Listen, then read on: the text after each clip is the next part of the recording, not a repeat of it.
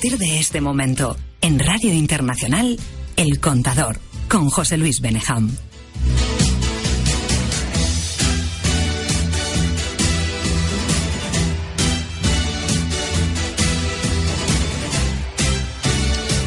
Son las 5 de la tarde y 9 minutos, una hora menos en Canarias. Buenas tardes, bienvenida, bienvenido a El Contador de Radio Internacional.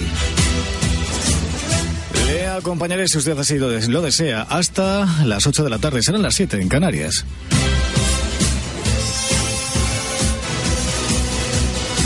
Tenemos mucho que contarle en El Contador, tenemos mucho por compartir, mucha vida por compartir de ahora en adelante, a lo largo de estas casi 3 horas de radio. Ibiza Melián, desde Fuerteventura, ¿qué tal? Buenas tardes. Muy bien, gracias, buenas tardes a todos. ¿Qué tal va todo? Muy bien, con sí. Un tiempo fantástico, 21 grados. 21 grados. Esto no tendrías que haberlo dicho en estos momentos.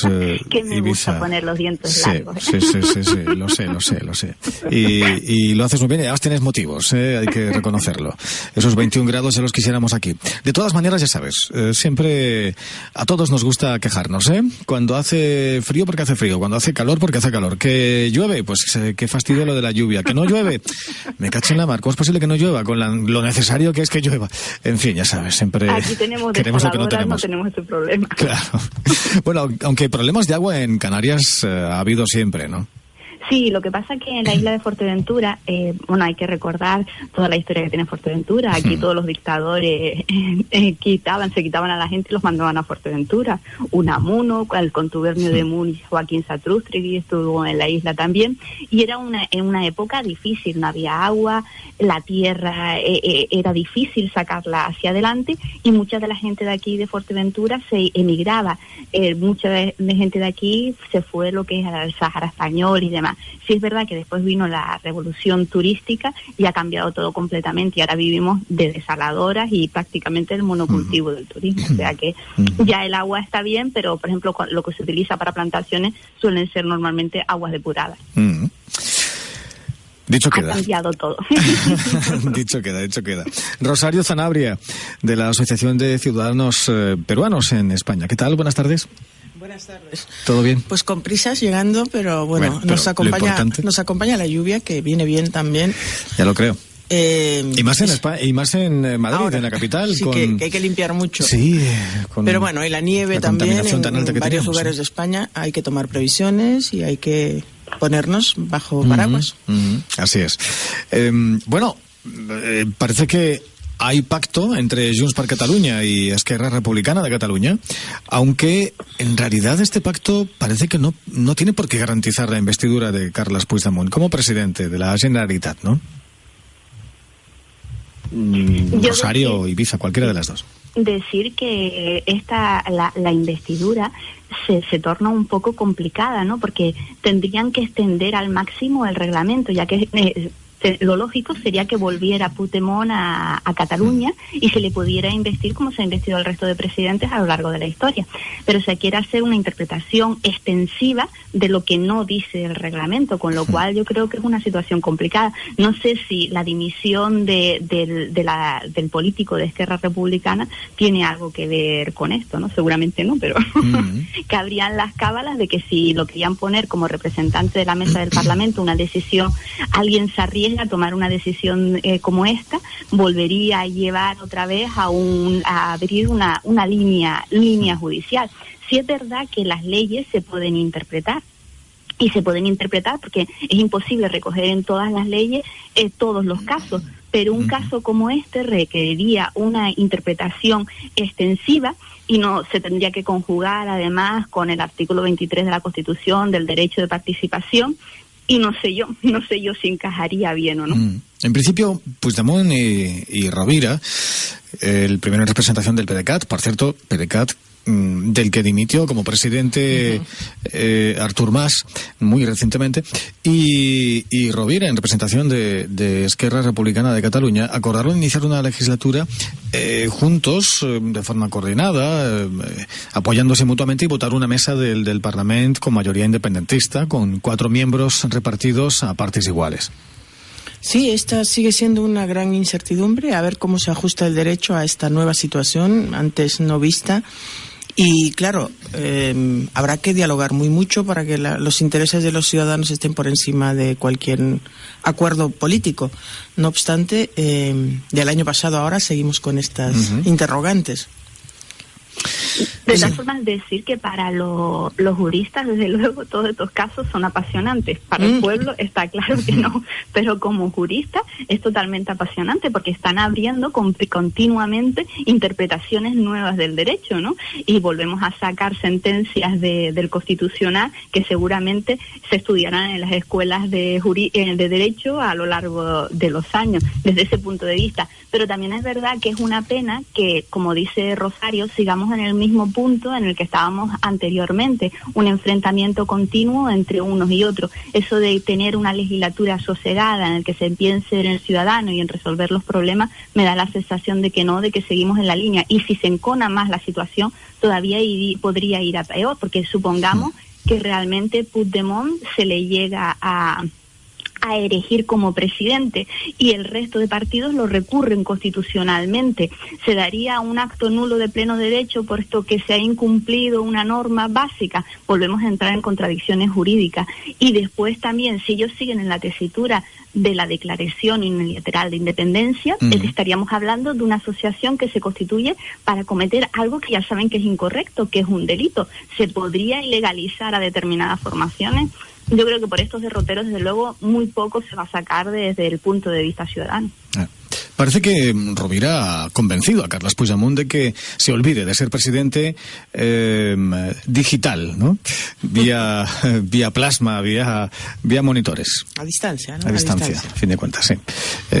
Lo que no sabemos es cuáles son las verdaderas intenciones del todavía ahora expresidente de Cataluña, Carles Puigdemont. Vamos a ver, ¿no? Sí es verdad que lo que estamos diciendo, ¿no? Que no hay precedente de que haya un presidente por Skype, ¿no? Como él quiere hacerlo todo a través de tal. Pero también es verdad que la ley y el Código Civil dice que también las normas hay que interpretarlas según la situación o según el contexto de cada momento, ¿no? Sí, me imagino que ellos, los juristas de esa parte, de Puigdemont y todos ellos, estarán haciendo un informe exhaustivo sobre el derecho de participación, de representación y demás, y que presentarán. Desde luego lo que sí va a abrir va a ser un debate jurídico tremendo, porque si lo llegan a constituir de esta forma, me imagino que la otra parte recurrirá y volveremos a ver una sentencia enorme en el Constitucional, ¿no? Pero que lo verdaderamente lamentable es lo que decía más antes de dimitir, ¿no? Que prefería una legislatura sosegada y donde se hablase realmente de los problemas. Me da que de eso bien poquito. O por holograma, ¿no? También han planteado esa situación. No sé, sería altamente novedosa. Delegar en otra persona, Carles Puigdemont, delegar en otra persona la responsabilidad de la realización de determinados discursos, determinadas votaciones, pero claro, todo esto habrá que ver si es viable, si es factible o no lo es. Claro, como no hay antecedentes, entiendo que los juristas tienen una tarea muy, muy importante. Habrá que reinterpretar las normas y buscar una salida. Esto se entiende. Más allá de la elección de la presidencia, ¿no? De la Generalitat, que también sigue siendo otro reto.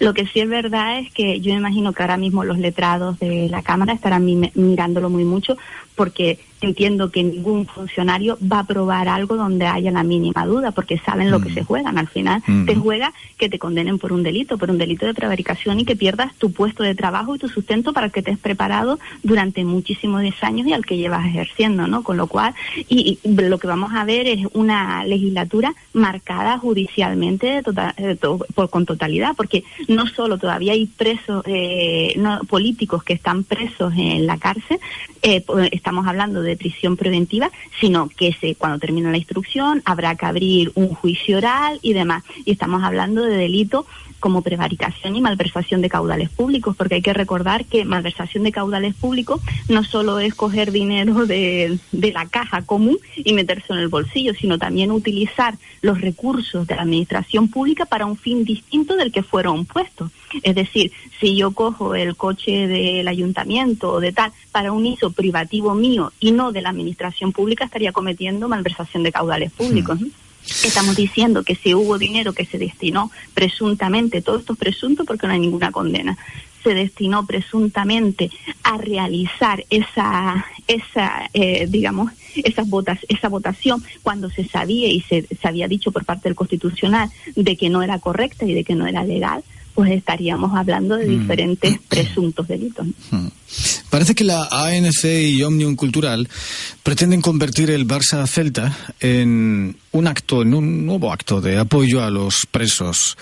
¿Esto cómo lo veis? ¿Cómo veis que se utilicen determinados eventos deportivos de gran trascendencia, especialmente estos, ¿no? En fin, los partidos de fútbol en los que el Barça se enfrenta a cualquier otro equipo. En fin, ¿cómo veis la utilización de estos foros, de estos contextos para la promoción política o para un determinado lanzamiento de un mensaje particular? Rosario, por ejemplo. Bueno, entiendo que al ser tan masivo y de interés colectivo, pareciera que hay una oportunidad de generar gestos que visibilicen una defensa, como por ejemplo que los presos políticos ahora pues puedan estar en libertad para poder defenderse fuera, y habiendo sido elegidos, como es el caso de Junqueras, pues que pueda asistir a los plenos, como bien él ha planteado. Entiendo que genera una opinión pública, la pasión del fútbol llega a toda la ciudadanía, y estos actos tan multitudinarios supongo que seducen para generar ciertos gestos, que entiendo que por ahí va la propuesta, ¿no? Ibiza. Yo creo que de la comunicación política está claro, cuando tú quieres crear una ideología y quieres crear estructuras mentales dentro de la población, lo que tienes que es reiterar el mensaje en píldoras y donde sea, día tras día tras día, y desde luego que con el fútbol se llega a conseguir. La reiteración del mensaje continuado al final se termina convirtiendo en ideología. Esto es las teorías del estudio crítico del discurso, ¿no? Yo creo que desde luego, desde el punto de vista de los políticos independentistas catalanes, lo tienen muy claro. Pero en cuanto a lo del fútbol, también opino que el acto más importante que se ha hecho es la reivindicación de Messi, de poner esa presunta cláusula en el contrato, de que bueno, vale muy bien toda la política, pero si hay independencia, se va, ¿no? No si hay independencia se va, si el Barça no participa, no juega en alguna de las grandes ligas europeas, es decir, la liga francesa, la Premier británica, la liga española o la italiana. Si al final el Barça se descuelga de estas competiciones, si no está en alguna de estas competiciones citadas, él tiene la posibilidad de irse sin más. Claro, porque al final él entiende que su vida deportiva no puede ser aisladamente, no puedes estar aisladamente, no llegas a ningún sitio. Al final vivimos en un mundo globalizado y al final él es un trabajador, ¿no? Y lo que tiene es su marca personal de poder venderla, y él no solo vive del fútbol, sino también de los derechos de imagen que vende. Pues al final todo este sentimiento que están generando a la población a la hora de la verdad, pues no tiene realidad. Yo creo que el sentido común y la realidad es lo que versar. Una Cataluña fuera de una Unión Europea, una Cataluña fuera del contexto globalizado, al final quien termina padeciendo todo esto y se ha creado ese sentimiento es el ciudadano de a pie, donde cierren fábricas, donde 3.000 y pico empresas se van y demás. Hay que tener un poco de sentido común por parte de todos los políticos, llegar a acuerdos, por supuesto gobernar, quien la población dijo, pero dentro de un contexto. Y hoy hablar de situaciones aisladas de países, yo creo que nos lleva a un sitio, cuando tenemos un gran bloque como es Rusia, otro enorme bloque como es China y otro Estados Unidos, la Unión Europea fuerte para poder competir con ellos, o realmente nos quedamos en nada. Bueno, el club sí que había manifestado alguna preocupación en torno a algunos actos de rechazo que pudieran fomentarse a propósito de esa cláusula, de que los no nacionalistas pues pudieran tildarle de traidor y que eso generara toda una convulsión en las redes y que le afectara al jugador y al club. Creo que eran los comentarios de sobremesa esta mañana, ¿no? Efectivamente, algo de todo eso hay. Pero también puede ser el lado contrario, de que aquellos que se sentían un poco infravalorados porque se sentían desligados del Club Barcelona, porque no recordemos que hay muchísimos aficionados del Barcelona, no solo dentro de Cataluña, sino también en España y en el mundo. Todas las giras que hacen, las camisetas que se venden y demás, pues a lo mejor toda esa gente que se ha sentido un poco huérfana o desligada del club, pues se pueden sentir más cercana a su ídolo, ¿no? A futbolista, porque hay que reconocer que desde luego juega muy bien y dentro de su profesionalidad yo creo que es uno de los primeros. O sea que puede tener las dos vertientes. Eso quiere decir que les gusta mucho, ¿no? Messi. Yo no soy muy fuerte del fútbol, pero hay que reconocer que desde luego es uno de los mejores futbolistas, eso no cabe duda. Desde luego, como mínimo, uno de los mejores. Uno de los mejores. Como mínimo, como mínimo. Bueno, pasamos a otro asunto. Solbes reconoce que se equivocó. Ahora reconoce que se equivocó al negar la crisis económica en su momento y, de hecho, ha hecho, bueno, pues una crítica importante a la gestión de Rodríguez Zapatero, de José Luis Rodríguez Zapatero, en sus tiempos de presidente del gobierno. ¿Qué opiniones tenéis al respecto de esta comparecencia?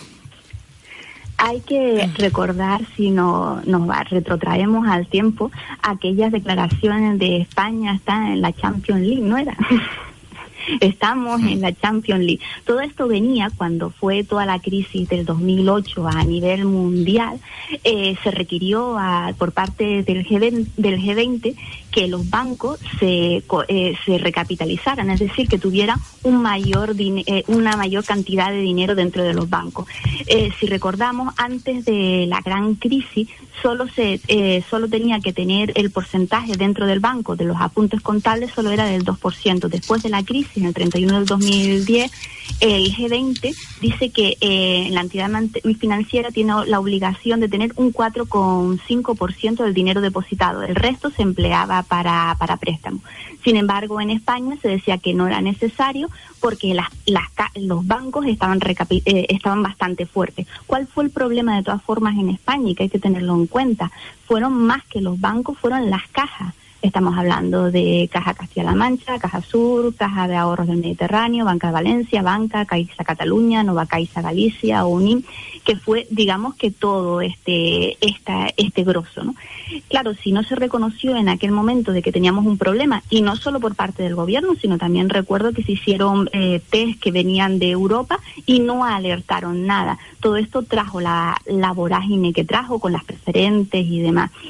Claro, venir a reconocer a toro pasado, que es lo que hubiese sido mejor, está bien, ¿no? Pero lo que tenemos que buscar es mecanismos cuando pasan estas cosas para que se detecten sobre la marcha y, desde luego, que reconocer cualquier problema que haya, porque en aquel momento es verdad que el problema no era en sí de España por el tema de las cajas que estaban bastante debilitadas y de la forma que funcionaban presuntamente sus consejos de administración y demás, pero que fue una situación que se produjo a nivel mundial.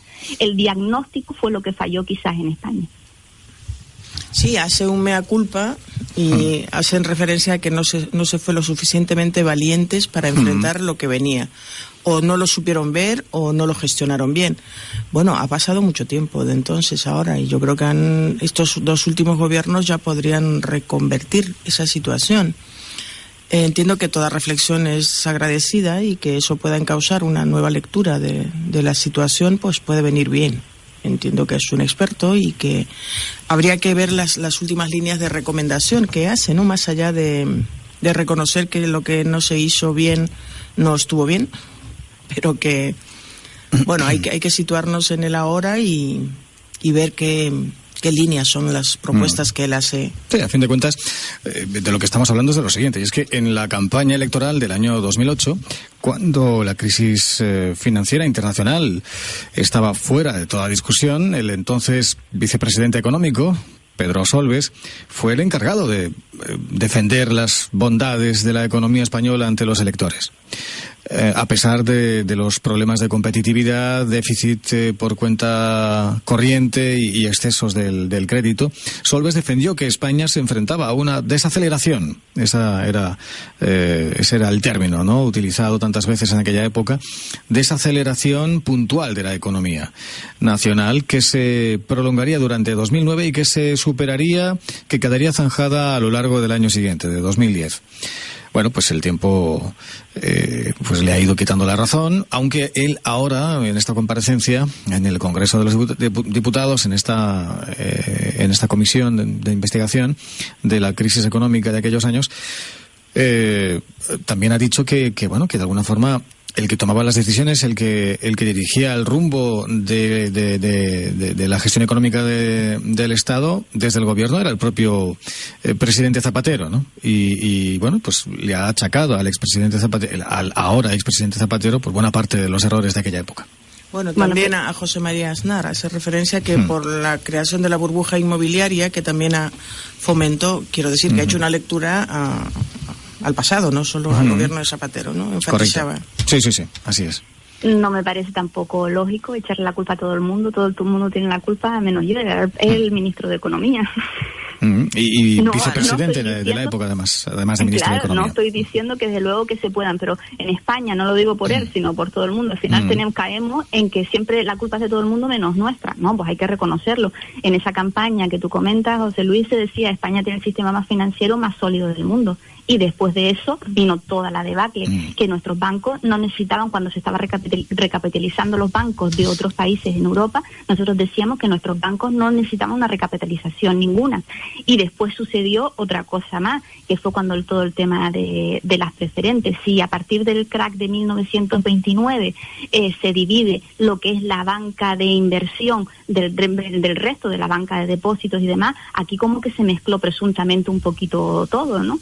Y después nadie vio tampoco cuando productos financieros que supuestamente estaban destinados para profesionales del sector, es decir, y no se podían vender para gente de a pie que no tuviera conocimientos del mercado financiero, y que lo decía la legislación, nadie escuchaba las publicidades que se hacían de determinadas cajas de ahorros de decir que iban a sacar al mercado no sé cuántos miles de preferentes y que se vendieron después. Y presuntamente, después las informaciones y las sentencias han dado la razón de que no se informó a toda esa gente debidamente. Y después la ley que se hizo también para el tema de las preferentes, ¿no? Que eso se contaba como que el banco estaba capitalizado, es decir, como que era un remanente del banco cuando realmente eran preferentes. O sea que vale que quizás no se pudo ver en ese momento, pero desde luego que hay que reconocer dónde estuvieron los errores para que no se vuelvan a cumplir otra vez, porque si no, como decimos, vino el crash del 29, volvimos a mezclarlo todo ahora, y al final ¿quién padeció? Toda esa gente que perdió todos sus ahorros de su vida y se quedó sin nada, y yo no sé si todavía hay gente que le queda por recuperar su propio dinero. Elmer Suárez, periodista, ¿qué tal? Buenas tardes.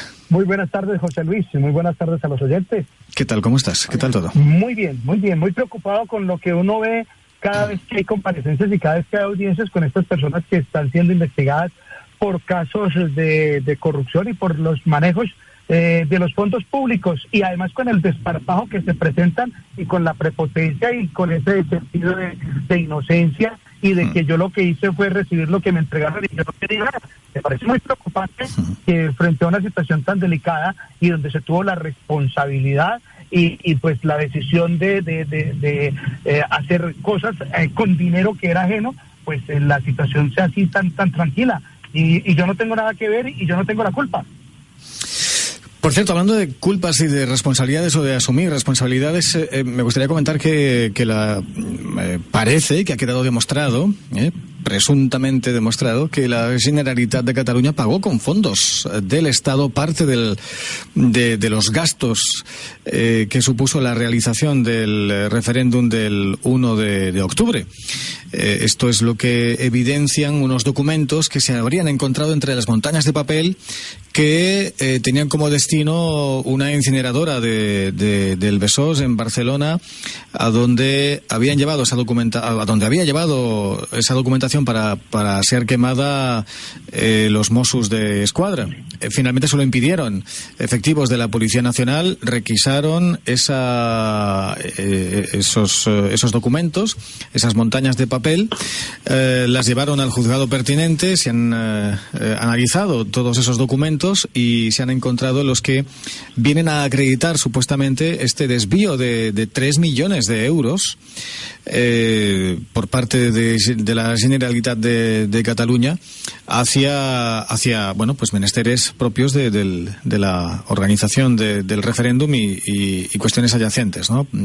José Luis, yo creo que si de pronto se investigará sobre qué dineros públicos se han destinado al pago de campañas y al pago de actividades de partidos y de la ejecución de programas de algunos partidos y de algunas iniciativas, pues yo creo que tardaríamos este año y muchos más contándole a los oyentes lo que ha pasado en cada una de las administraciones a nivel municipal y a nivel nacional y a nivel de las comunidades autónomas, porque hay muchas cosas que se desvían y hay muchas cosas que pagan con fondos propios, con fondos de las comunidades, de los ayuntamientos y del Estado, que no se han investigado y que no se han sacado a la luz pública, pero eso uno conoce de muchas situaciones y a veces, por ejemplo, en esas fundaciones, en el caso de Madrid, donde los famosos CEPIs que funcionaban y habían unos dineros que iban de la Comunidad de Madrid para una fundación que era la que dirigía esos CEPIs, pues sabía que la gente que prestaba el servicio allí en los CEPIs era simplemente gente voluntaria, pero los dineros, los millones que salían de la comunidad para esos CEPIs eran muchos y nunca se ha dicho nada de ese tipo de situaciones. No quiero ser el abogado de nadie ni el defensor de nadie, pero yo creo que primero no se decían muchas cosas y no salían a la luz pública. Ahora están empezando a salir cosas y ojalá salieran todas. Este caso es especialmente grave puesto que se trata de fondos del Estado que el Estado envía a las comunidades autónomas, en este caso a esta en particular, a la catalana, para que desde el gobierno regional se haga frente a pagos de cuestiones ordinarias, por ejemplo, pues tema farmacológico, pues por tanto de índole sanitario, cuestiones de educación, etcétera, ¿no? En absoluto son fondos que que estaban concebidos para con ellos atender otro tipo de necesidades, vamos, y mucho menos necesidades derivadas del proceso soberanista catalán, por lo que de alguna forma esta viene a ser una prueba pues contundente, si es tal cual lo contamos, ¿no? Si así lo estima un juzgado. El que lleva esto es el juzgado número 13 de Barcelona, por cierto, el juzgado de instrucción número 13 de Barcelona, pues sería una prueba muy contundente, ¿no? De una eventual malversación de fondos.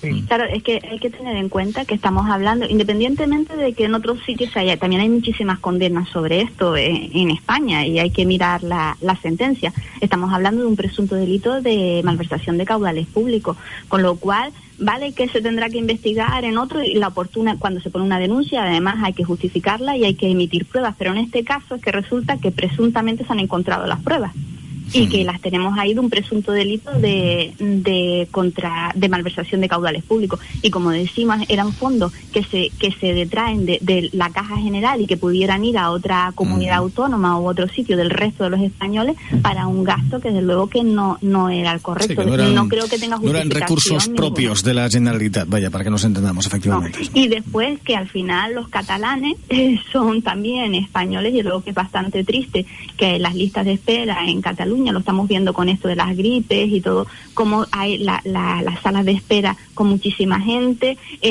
personas que no les llegan determinadas ayudas y después el dinero se gasta en una cosa que no es necesaria o no es urgente, desde luego, y que no es legal, porque en este caso estamos hablando de una cosa que no es legal. Y volvemos a recordar que la malversación de caudales públicos no solo el meterse el dinero en el bolsillo, sino además utilizar un uso distinto que no sea el de la administración pública. Y en este caso el supuesto referéndum que iban a hacer, las supuestas votaciones, había dicho el Constitucional que eran ilegales. Sí, en eso estamos completamente de acuerdo. No hay que justificar ninguna justificación de la malversación de fondos públicos. Te escuchamos ahora con dificultad. Nos llega el sonido en malas condiciones, sí. Elmer. No sé si puedes ubicarte en otro lugar. Antes te escuchábamos mejor. A ver, la malversación de fondos o caudales públicos no tiene ninguna justificación. Hemos visto en diferentes comunidades, por ejemplo, cómo se utilizaba la capacitación o la formación para el empleo y tampoco los resultados fueron los óptimos, y lo único que se terminó haciendo fue pagando sueldos a un poco de gente que estaba enganchada, y la formación para el empleo no fue tan efectiva. No se logró la vinculación laboral de la gente que estaba en el desempleo. Entonces, esto también vemos que la organización de eventos también fue otra malversación de fondos que ha sido también motivo de investigación en cuanto a la corrupción, pero que también se hacían eventos que se pagaban con fondos del erario público, y esto no tiene ninguna justificación, porque siempre esos fondos dejan en desamparo a una población que necesita ser atendida y que además tienen la obligación constitucional de atender a esa población vulnerable, y se les quitan fondos para cubrir otras cosas que no tienen nada que ver con la función del Estado. Y en eso no hay ninguna justificación, pero lo que no vemos es que a esa gente que ha caído en esos delitos se les embarguen los bienes y devuelvan el dinero que malversaron, para poder que sea destinado, para que vuelvan a engrosar los fondos públicos y pueda ser utilizado en la destinación oficial que se le dio inicialmente. Sí, es verdad que lo que dice Elmer, que muchas veces ese dinero no llega a revertir a las cajas, pero condenas ha habido, y de los cursos de formación, si nos vamos por cada una de las comunidades autónomas, a lo mejor podemos encontrar algunos casos de lo mismo. Muchas veces salen los casos sonados de estos casos, a lo mejor porque los que aparecen en Madrid o los que aparecen en Cataluña, porque tienen más repercusión mediática, porque estamos más atentos de ellos, pero hay muchísimos casos a lo largo de toda la geografía española y que han recaído condenas sobre ellos. Por cierto, Podemos no hace autocrítica y culpa a los medios de comunicación de su fracaso en Cataluña. Pues bueno, es que en política hay que tomar decisiones, y uno en política tiene que apostar y tiene que posicionarse ideológicamente donde sea afín, y tiene que decir algo, tiene que manifestar algo, y tiene que decir a quién apoya y a quién no, o qué actividad está de acuerdo o no, de manera de frente, o sea, de manera clara y contundente, pero no se puede estar esperando a ver qué resultados se obtienen para sumarse a los que ganan o a las mayorías. En política hay que tomar decisiones y apostar y ganar y hacer campaña, pero no esperar de manera timorata a ver lo que pasa y después sacarle provecho a la situación. Apostar y ganar, o apostar y perder, que también es una posibilidad. Claro, ¿no? Cuando uno apuesta nunca se sabe. Pero al menos ser claro, ¿no? Es lo que tú crees que se debería haber hecho por parte de Podemos en este caso. Sí, claro, tienen que tomar posiciones, porque si no, entonces, ¿qué hacemos? Sí. Rosario. Sí, luego de un largo silencio, comentado además de todo este tiempo de fiestas, ha estado muy, muy silencioso, y hoy nos sorprende con esa posición, ¿no? Pero bueno, sobre esto hay que pedir a todos los representantes políticos que se tomen en serio su papel de oposición o su papel de gobierno, y que generen mesas de diálogo. Parece baladí decirlo, pero estamos comentando noticias sobre los comentarios que se hacen o lo que escriben los periodistas que más trascienden, y en la práctica no somos capaces de generar una corriente de opinión distinta para sensibilizar a la población, para que demande mejores formas de gobierno. Y los partidos políticos así terminan su legislatura, y los representantes del Estado también. Entonces yo creo que nos debe servir pues todo este conflicto, que es muy largo, el de Cataluña, que sobrecae en España, y bueno, pues las fechas de toma de decisiones están sobre la mesa. Hay que demandar más responsabilidad, y creo que así debiéramos generar una corriente de opinión. Creo que sería lo más sensato por parte de todos quienes estamos involucrados en esto, porque simplemente somos meros observadores, y a mí me cuesta leer y comentar lo mismo que no sea más allá de lo que nosotros podemos opinar. Ahí sí que exhortaría a todos que reflexionemos muy mucho en cómo elegimos a los representantes, y que seamos capaces también de generar algunos cambios. Decir de todas formas que los partidos, no estoy diciendo que lo sea y nada, la historia de los partidos es los primeros partidos que surgieron fueron los partidos de notables, después vinieron los partidos de masa, y hay una denominación que se utiliza actualmente que son los partidos atrapatodos, que no tengo ideología izquierda-derecha, sino según voy diluyendo lo que digo, para según vaya la corriente, pues voy para un lado y para otro. No estoy diciendo ni mucho menos que Podemos sea esto ni nada, pero eso viene la definición, digamos, teórica de nuevos partidos que se irrumpen y que son los denominados populismos, ¿no? Según lo que vaya queriendo la gente que le diga, yo voy y se lo digo, ¿no? Pero no tienen una posición fijada. Yo creo que a esta posición no invita nada en que, claro, en Cataluña, donde está muy polarizada lo que es la gente, o sí o no, quedaban como diluidos, o sí o no, y tampoco ayuda, y estaban como en esa indefinición, ¿no? Y tampoco ayuda que ahora, por ejemplo, que se ha querido constituir la mesa del Parlamento, pues hayan dicho, pues no le damos la mayoría a los constitucionalistas, a Inés Arrimadas, que al final Ciudadanos fue la lista más votada. No le damos la mayoría y no la vamos a investir, vamos a investir a la otra parte. Pues al final como que la gente también, no lo sé, pero una parte de la pérdida de votos puede ser por esa indefinición, porque la gente al final no sabe si sí, si no, si blanco, si negro. Y más que echarle la culpa a los medios de comunicación, a lo mejor hay que analizar las propias estrategias. Cambiamos de asunto. El presunto responsable de la muerte de la joven madrileña Diana Quer, José Enrique Abuin, alias El Chicle, ha vuelto a ofrecer una versión distinta de los hechos. El Chicle contó ayer martes por la noche, en una nueva declaración, en la que confirmó supuestamente que no atropelló a Diana Quer, y que hubo un desencuentro con la víctima en las afueras de Apobrado Caramiñal.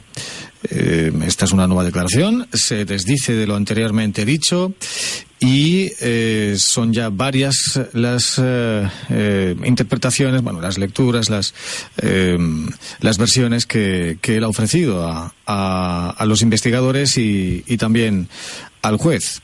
El abogado del acusado, Ramón Sierra, se habría trasladado esta mañana a la comandancia de la Guardia Civil para explicar las novedades del caso y se especula con la posibilidad de que pueda incluso hasta abandonar su defensa, la defensa de su defendido, de su cliente, del Chicle, debido a los continuos cambios que este hace sobre el caso.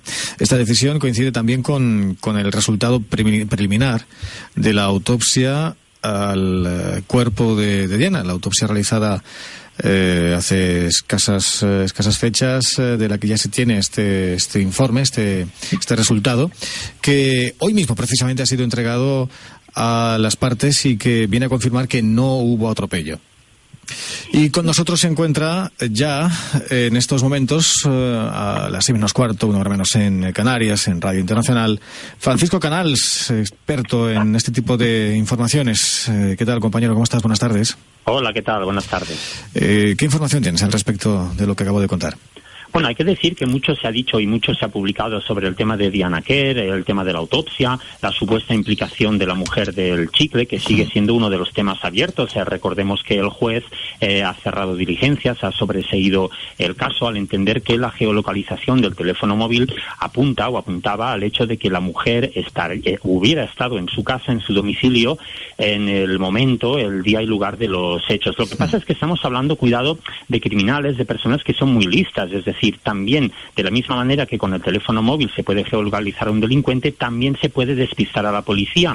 Son cada vez más frecuentes los casos y hablo especialmente de narcotraficantes, que es de donde el ramo, para entendernos, de donde viene el Chicle, en el cual se utiliza, por ejemplo, el móvil de un cónyuge, de un hijo, de un familiar, o un móvil comprado con tarjeta, que bien sí que es identificable, pero un poco se juega a despistar. Uno puede hacer ver que estaba en el domicilio cuando en realidad estaba en otro lugar. Esto lo dirán las pesquisas policiales. Luego, como novedad informativa, hay que decir algo muy importante, es decir, cuando hablamos de depredadores sexuales, de delincuentes de carácter sexual, hablamos de personas con una conducta que normalmente acostumbra a ser reiterativa. Es muy difícil, es raro que un depredador sexual esté, por ejemplo, 5 años sin actuar, para entendernos. Aquí se están revisando casos muy interesantes en la zona de Galicia, casos que quedaron archivados por falta de pruebas. Por ejemplo, en el año 96, la a María José Arcos, que fue una joven desaparecida, también en circunstancias extrañas. El caso de la chica pontevedresa de Pontevedra, Sonia Iglesias, de 38 años, que desapareció el 18 de agosto del 2010 en circunstancias muy parecidas. Y bueno, pues casos que son no tan mediáticos, pero que sí que guardan una relación muy estrecha en cuanto a modus operandi con el de Diana Quer. Por tanto, lo más probable, o muy probablemente, a lo largo de las próximas semanas podamos ver cómo hay familias que presentan denuncias. En este momento hay familias gallegas que están pidiendo al juez que reabran el caso, familiares que desaparecieron hace 5, 8, 10, incluso hace 12 años, porque el modus operandi parece que puede encajar bastante con el del chicle. Luego hay también otros elementos interesantes. Pensemos que hablamos de una persona que conoce muy bien el terreno, una persona que trapicheaba con drogas. El mismo Chicle dijo, por ejemplo, a la Guardia Civil que él era capaz de conducir por pistas forestales sin faros, sin iluminación con coche, a 90 kilómetros por hora. Por tanto, hablamos de una persona muy lista, de una persona muy avispada, muy astuta, y que en este momento está jugando un poco al gato y al ratón. Es decir, él sabe que si la autopsia no puede demostrar, por ejemplo, que efectivamente no fue un accidente de coche, como parece que está demostrando el informe preliminar, pero juega un poco a despistar, la diferencia de la pena que le puede caer oscila en un orbe, en un ramo tan grande, que va desde los 6 años hasta los 25 años con agravante. Por tanto, aquí entra un poco la astucia de los abogados, la astucia pues del Chicle con todos estos elementos. Muy conmovedor también el testimonio de la hermana, de la madre, de la familia que hemos visto estos días en los medios de comunicación. Por ejemplo, aparecía la hermana entre lágrimas afirmando que la han despedido de su trabajo. Aquí aparecen conceptos como la pena del telediario. ¿Qué sucede cuando tú o alguien tiene un familiar que ha cometido un crimen, que ha cometido un delito, que se ha mediatizado muchísimo, y al final la familia, que quizá no tiene culpa, está siendo pues estigmatizada de alguna manera? Esto también creo que es importante debatir, porque es un aspecto importante, un aspecto clave. Y bueno, veremos si el Chicle actuó solo, si actuó con la cobertura de su mujer. Estamos viendo también una discusión jurídica sobre el Código Penal, es decir, ¿por qué si hay una relación de parentesco no se puede aplicar la pena con la misma medida? Es decir, ¿sucedería lo mismo si fuera un amigo, si fuera un colaborador? Y también muy importante decir que en esos momentos la Guardia Civil mantiene un debate sobre dónde debe alojar al Chicle. Se hablaba de un cambio de cárcel dentro de Galicia, pero incluso se está debatiendo la posibilidad de que sea trasladado fuera de Galicia, debido a que dentro de las cárceles gallegas hay numerosos narcotraficantes que ya en el año 2007 fueron imputados porque el Chicle fue confidente de la policía, es decir, para obtener una reducción de condena y salir más o menos indemne, facilitó mucha información, con lo cual tendría un paradero o un futuro bastante escabroso. De hecho, José Enrique Abuin ha sido ya trasladado a la nueva prisión, en la que permanecerá al menos durante las primeras semanas de la instrucción judicial del caso, la pontevedresa de Alhama. Ahí es donde se ubicará finalmente. Sí, es un escenario más, pero todavía se está planteando otro cambio de cárcel, porque directamente dentro del primer establecimiento penitenciario es donde hay su peor enemigo. Hay que recordar también que el Chicle es sobrino de un conocido narcotraficante en Galicia, y bueno, también decir algo muy sorprendente. Los medios, hemos hablado casi 1 año y medio de Diana Quer, y hemos visto como realmente la policía conocía casi a ciencia no exacta, pero muy cercana, quién era el muy probablemente asesino de Diana Quer, y era ya en noviembre del 2016 cuando apareció el teléfono móvil en el puente de Tarragona. En ese momento cabe decir que coincidían 3 teléfonos móviles correspondientes a 3 coches. Uno, el coche gris con matrícula DIN del Chicle, otro coche, un turismo local, y finalmente también un coche con un remolque, con lo cual de 2.500 teléfonos móviles pasaron a solo 3. Es ahí cuando la policía se puso en la pista y se enfrentó a un dilema que es muy interesante. Es decir, sabemos que es él, pero no tenemos pruebas para incriminarle. Es decir, en un Estado de Derecho no hay bastante con sospechar, hay que probar, lo cual es un aliciente, pero también al mismo tiempo es una vulnerabilidad, porque si la policía deja pasar tiempo, pues esa persona tarde o temprano acabará actuando como hizo el día 29 de diciembre. Comentarios. Sí, yo solo quería puntualizar 2 cosas. El derecho a no declarar contra un familiar está basado en un derecho fundamental dentro de la Constitución española, que es el artículo 24.2. O sea, que es un derecho fundamental, de esos derechos principales dentro de la Constitución y que la Constitución reserva. Y eso es lo que recoge después el Código, la Ley de Enjuiciamiento Criminal, que no se está obligado ni a denunciar ni a declarar en cuanto a un familiar. Después, respecto a lo que comenta Francisco, el cambio de versiones de esta persona, está claro. Si no se cambia, se juega la prisión permanente revisable. Estamos hablando de que se puede pegar años y años y años en la cárcel. ¿Por qué? Porque la prisión permanente revisable está destinada para los delitos de asesinato, pero para aquellos delitos cuando sean menores o cuando haya agresión sexual. Por eso le está declarando presuntamente que en ningún momento la violó. ¿Qué es lo que pasa? Que si, según comenta, seguro Francisco tendrá más información, él llevaba tanto tiempo el cuerpo dentro del pozo, extraer ADN del cadáver es bastante complicado. Puede ser que aparezcan más delitos y que se le puedan relacionar con él, y entonces a través de ahí se pueden llegar a una argumentación indiciaria, juntando todas las pruebas. Pero de momento lo cierto es que si no se puede extraer el ADN, si él se sigue negando en que no la violó, se está intentando cuidar las espaldas de que no se le declare culpable y no se le aplique la prisión permanente revisable.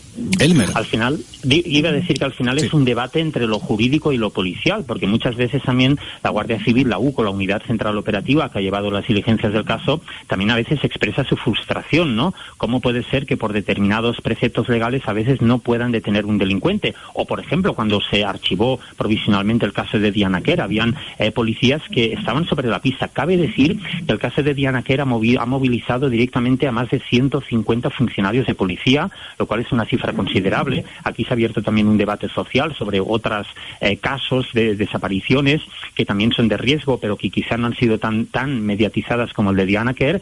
Y bueno, muy interesante todo lo que se ha hecho. Por ejemplo, recordaréis aquellas imágenes de los coches pasando por el puente de Tarragona, que al final eran fogonazos de luz. Parece ser que la empresa encargada ahorraba dinero en servidores, es decir, para poder grabar un mayor número de horas, de días, de semanas, lo que hacían era bajar la resolución para así disponer de mayor capacidad. Por tanto, esto también es una lección para todos, para la policía, para los ayuntamientos, etcétera, que ahorran a veces de esta manera, y al final una cámara de vigilancia de una gasolinera, de una autopista, puede convertirse directamente en la resolución de un caso.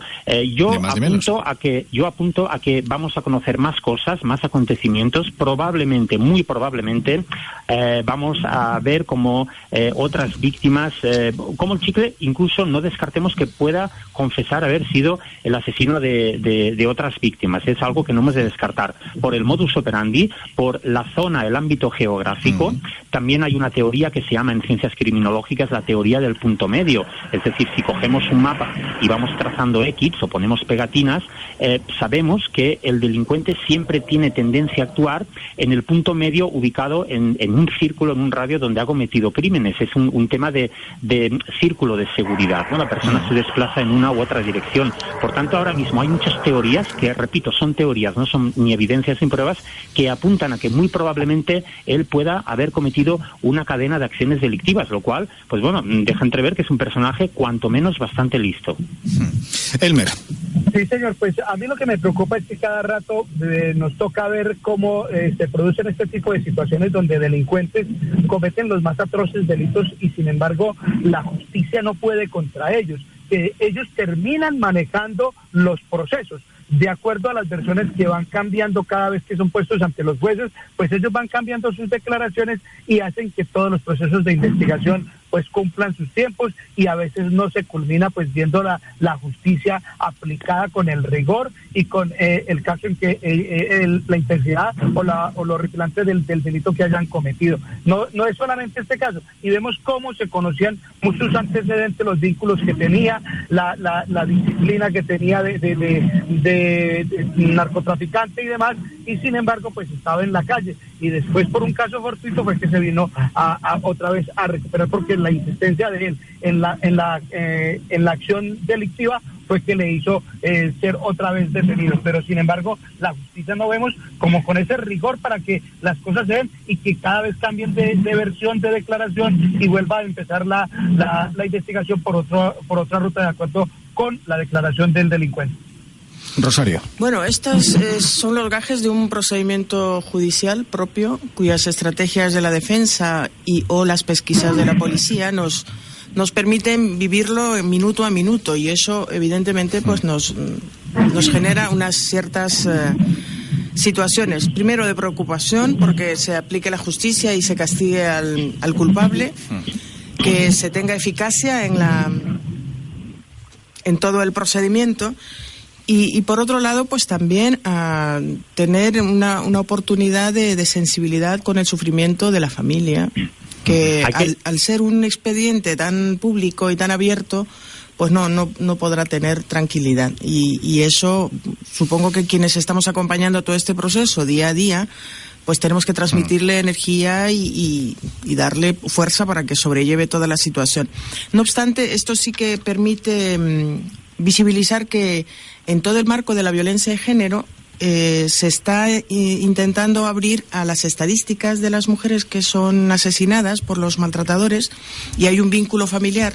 Este caso de Diana pareciera que va a servir como para abrir un nuevo registro que sume a todas las mujeres que son asesinadas por ser mujeres. Y eso sí que es una buena noticia y que se ha vinculado a este caso que es tan mediático para que, a propósito de ello, todas las mujeres que sean asesinadas por terceras personas que no sean sus parejas y que no esté en la definición de violencia de género puedan también ser registradas como muertes, ¿no? Francisco Canals, 30 segundos para concluir. Sí, quería decir un dato muy interesante. Sí. La policía ha dicho que investigó a todos los delincuentes sexuales de la Comunidad Autónoma de Galicia, porque tenía que ser uno de ellos. Bueno, dio el dato de 500 delincuentes sexuales solamente en esa comunidad autónoma, lo cual, bueno, si multiplicamos, sale una cifra preocupante de toda la gente de esas características que puede haber suelta en España. Qué tremendo.